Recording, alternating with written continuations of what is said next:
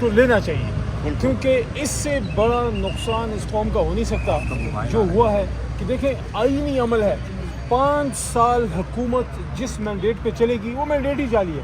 یہ ایسے ہی ہے جیسے آپ اپنے کسی بچے کو کسی اسکول میں داخل کر لیں، 10 سال بعد پتہ لگے کہ اسکول ہی جعلی تھا، یا آپ اپنے کسی مریض کو اسپتال میں داخل کر لیں، پتہ لگے کہ ڈاکٹر کی ڈگری جعلی ہے یا دوائی جعلی ہے.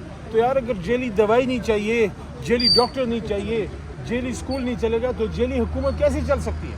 تو اس پہ سپریم کورٹ کو سو موٹو نوٹس لینا چاہیے اس معاملے پہ، اور اس کی انویسٹیگیشن ہونی چاہیے. اور میں آج یاد دہانی بھی کرانا چاہتا ہوں، میں آج کورٹ روم نمبر 1 میں موجود تھا. میں اپریشیٹ کرتا ہوں کہ چیف جسٹس صاحب نے اس کا سو موٹو نوٹس لیا ہے، اور انہوں نے وہاں ایک کامنٹ کیا کہ ہم نے کہا تھا کہ الیکشن وقت پہ کرائیں گے. تو مجھے بالکل چیف جسٹس صاحب کی محترم قاضی فائز صاحب کی وہ بات یاد ہے جو اس الیکشن سے پہلے انہوں نے کی تھی کہ یہ پتھر پہ لکیر ہے اور یہ الیکشن ہوگا. اچھا ہوا کہ 8 فروری کو ہو گیا، لیکن صرف الیکشن کرانا کافی ہے یا آزاد شفاف بھی کرانا ہے؟ اگر آزاد شفاف بھی کرانا ہے تو سوری ٹو سے چیف جسٹس صاحب، آزاد شفاف تو نہیں ہوا، آپ کے حکم کی تعمیل نہیں ہوئی.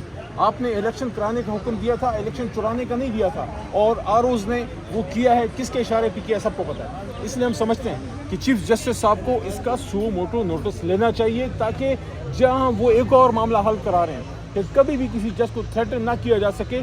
تو جج کو تھریٹن کرنا بہت بڑا معاملہ ہے، بہت سنگین معاملہ ہے، کانسٹیٹیوشن کرائسس ہے.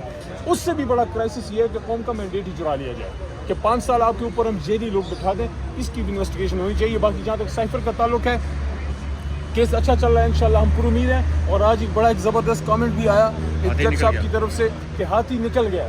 ہاتھی نکل گیا کہ کیا کہتے ہیں، دم بھی اب نکلے گی.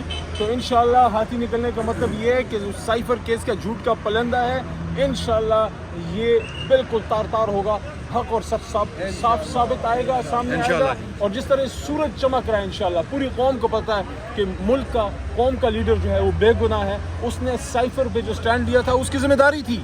ایز اے وزیر اعظم پاکستان، عمران خان یا کوئی بھی وزیر اعظم ہو، اس کی ذمہ داری بنتی ہے وہ قوم کو بتائے کہ بھائی تمہارے ساتھ کیا ہو رہا ہے. اور ایک اور بھی چیز، وزیر اعظم پاکستان جو اوتھ لیتا ہے نا، اس میں لکھا ہوا ہے کہ وہ ڈیسائیڈ کرے گا 25 کروڑ عوام کی طرف سے کہ نیشنل انٹرسٹ کیا ہے. کوئی 19-20 گریڈ کا افسر نہیں ڈیسائیڈ کرے گا کہ وہ وزیر اعظم کو بتائے گا کہ یہ نیشنل انٹرسٹ ہے. 25 کروڑ کا نمائندہ کوئی 19-20 گریڈ کا افسر نہیں ہوتا، وہ وزیر اعظم پاکستان ہوتا ہے. شکریہ. Thank you G.